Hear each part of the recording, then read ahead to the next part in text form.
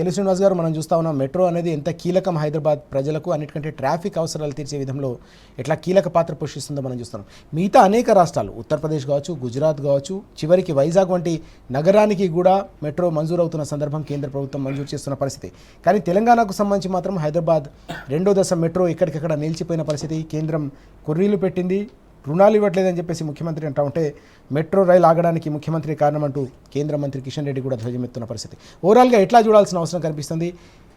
ప్రక్రియను ముందుకు తీసుకెళ్లకుండా బీఆర్ఎస్పై బురద జల్లడాన్ని ఎట్లా చూడాల్సిన అవసరం ఉంది?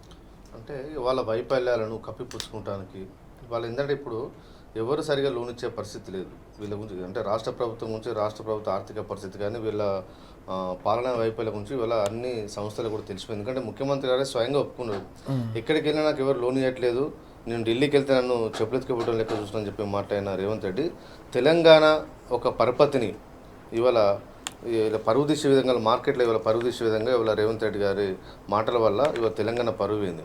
ఇవాళ మెట్రో విషయంలో చూసుకుంటే కేసీఆర్ గారి హయాంలో మెట్రోలో చాలామంది అంటే సొంత వాహనాలను వదిలిపెట్టి వీళ్ళు మెట్రోలో వెళ్ళటానికి చాలామంది ఉత్సాహం చూపించారు వచ్చిన ప్రభుత్వ కాలంలో. ఇవాళ ఈ నచ్చిన తర్వాత ఒక కన్ఫ్యూజన్ క్రియేట్ చేసిండు కేసీఆర్ గారు. ఇక్కడి నుంచి శంషాబాద్కు అంటే ఎక్కడైతే ట్రాఫిక్ ఏరియా ఉందో ట్రాఫిక్ ఏరియాకు మెట్రోని విస్తరిస్తుందని చెప్పి కేసీఆర్ అంటే ఇవాళ ఈయన వచ్చిన తర్వాత ఏమన్నాడు, మెట్రోని ఫ్యూచర్ సిటీకి వేస్తా అని చెప్తుండు. ఫ్యూచర్ సిటీకి వేస్తా అంటే ఎవరైనా మెట్రోలో ఎక్కుతారా? ఫ్యూచర్ సిటీకి వెళ్ళంటోడు ఒప్పుకుంటలేడు కాబట్టి వాడిని నీ కంపెనీ నేను మొత్తం కొంటా అని చెప్పి ఆ కంపెనీని టేక్ ఓవర్ చేసుకుంటానికి ఇవాళ వాళ్ళతో అగ్రిమెంట్ తీసుకొని తెలంగాణ ప్రజాధనాన్ని దుర్వినియోగం చేయడానికి ఇవాళ ముఖ్యమంత్రి గారు తన రియల్ ఎస్టేట్ వ్యాపారాన్ని పెంచుకునడానికి ఫ్యూచర్ సిటీకి మెట్రో రైలు వేయాలంటే ఎల్ఎన్టీ వాళ్ళు ఒప్పుకుంటారు. ఎందుకంటే లాభాలు వస్తేనే ఎల్ఎన్టీ వాళ్ళు ముందుకు వస్తారు. కాబట్టి ఈయన ఆ కంపెనీ కొని నేనే మెట్రోను రాష్ట్ర ప్రభుత్వం నుంచే ఫ్యూచర్ సిటీకి మెట్రోను విస్తరిస్తారనే ఉద్దేశంతో ఇవాళ అక్కడ రియల్ ఎస్టేట్ వ్యాపారం కోసం, తన కంపెనీల కోసం, వాళ్ళ మిత్రుల కంపెనీల కోసం దాన్ని లాభాల బాట రావాలంటే ఒక కంపెనీకి రావాలి, మెట్రో పోవాలనే ఉద్దేశంతో ఇవాళ రేవంత్ రెడ్డి గారు అంతా రాష్ట్ర ప్రజల మీద భారం మోపి ఇవాళ ఫ్యూచర్ సిటీ పేరు మీద రియల్ ఎస్టేట్ కంపెనీలను లాభాల బాటలో తీసుకురావడం ఒక ప్రయత్నంలో భాగంగా ఇదంతా చేస్తూ ఉన్నాడు.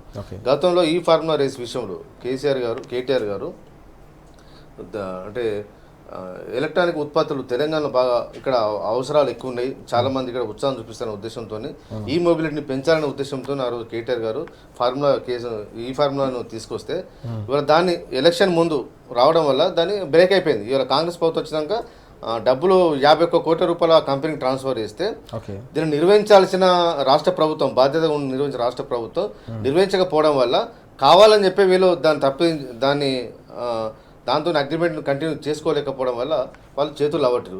దానికి కేటీఆర్ గారి మీద బదనం వేసి కేటీఆర్ గారి ఇందులో స్కామ్ చేసిరు, సొంత కంపెనీలు అయినట్టుగా ఒక ప్రచారం చేసి కేటీఆర్ గారిని బదనం చేసి ఒక ప్రయత్నం చేసిండు.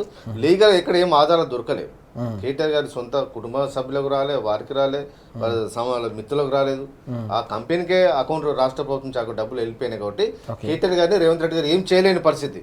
కానీ ఇవాళ ఇదే రేవంత్ రెడ్డి గారు ప్రాసెసింగ్ ఫీజుల పేరు వినే ఇవాళ రాష్ట్ర ఖజాను దోసుకుంటున్నారు. ఇవాళ హెచ్యూ లాంటి విషయం కూడా అప్పుడు అంతే జరిగింది. ప్రాసెసింగ్ ఫీజు పేరు వినే మేము డబ్బులు పంపించాలని చెప్పి అప్పుడు మాట్లాడారు. ఇవాళ మెట్రో విషయం కూడా 176 కోట్లు ప్లస్ 86 కోట్ల రూపాయలు ఇవాళ ప్రాసెసింగ్ ఫీ కట్టినాం. ఇవాళ కిషన్ రెడ్డి ఒకటి ఇవాళ నష్టం జరిగిందని చెప్పి మాట్లాడుతున్నాం. మరి ఆ విషయం మీకు ముందు తెలియదా? అన్ని చూసుకున్న తర్వాతనే ప్రాసెసింగ్ ఫీజు కట్టాలి కదా. అసలు ప్రాసెసింగ్ ఫీజు లేదని చెప్పి ఐఆర్ఎఫ్సి వాళ్ళు వాళ్ళు చెప్తున్నట్టు అర్థమైంది ఇవన్నీ ఎటువైనట్టు. గతంలో ఇంతకుముందు భుజంగరావు గారు చెప్పినట్టుగా వోక్స్వాగన్ కంపెనీ విషయంలో ఎట్లయితే ఒక ప్రైవేట్ కంపెనీకి వోక్స్వాగన్ కంపెనీకి ఆ డబ్బులు ఆ రోజు ట్రాన్స్ఫర్ కాకుండా వేరే కంపెనీకి ఎట్లయితే పంపిరో ఇవాళ ఇదే రేవంత్ రెడ్డి గారు కూడా మెట్రోకు మన ఐఎఫ్ఆర్సీ కంపెనీకి వాళ్ళకి సంబంధించిన వాళ్ళకు ప్రాసెసింగ్ ఫీజు కట్టకుండా మరి ఎవరికి ట్రాన్స్ఫర్ చేసిందో దీని మీద నిగ్గు తెల్చాల్సిన బాధ్యత ఇవాళ ప్రభుత్వం మీద ఉన్నది. ఇవాళ భారతీయ జనతా పార్టీ నిజంగా ఇక్కడ రేవంత్ రెడ్డి గారి ప్రభుత్వాన్ని కాపాడాలనే ఉద్దేశం వారికి లేకపోతే దీని మీద సిబిఐ విచారణ జరిపించాలని చెప్పి కోరుతా ఉన్నాను. అసలు ఈ ఫార్ములా కేసు విషయంలో కూడా అసలు ఎలాంటి ఆధారాలు వేయాలి. రాష్ట్ర ప్రభుత్వం నుంచి విచారణ ముయ్యక ముందే, కంప్లీట్ కాకముందే సిబిఐ జోక్యం తీసుకునేది, ఈడీ జోక్యం తీసుకుని వివరాలు తెప్పించుకున్న ఈడీ సిబిఐ ఇవాళ ఇంత తతంగం జరుగుతుంటే ఎందుకు జోక్యం చేసుకొని చెప్పి మేము ప్రశ్నిస్తూ ఉన్నాం. నిజంగా కేంద్ర ప్రభుత్వాన్ని కూడా చిత్తశుద్ధి ఉంటే రేవంత్ రెడ్డిని తెలంగాణ రాష్ట్ర ప్రయోజనాలు కాపాడాలని కిషన్ రెడ్డి గారికి ఉండే అంటే ఖచ్చితంగా కేంద్ర ప్రభుత్వం ఈడీ జోక్యం చేసుకోవాలి ఇందులో.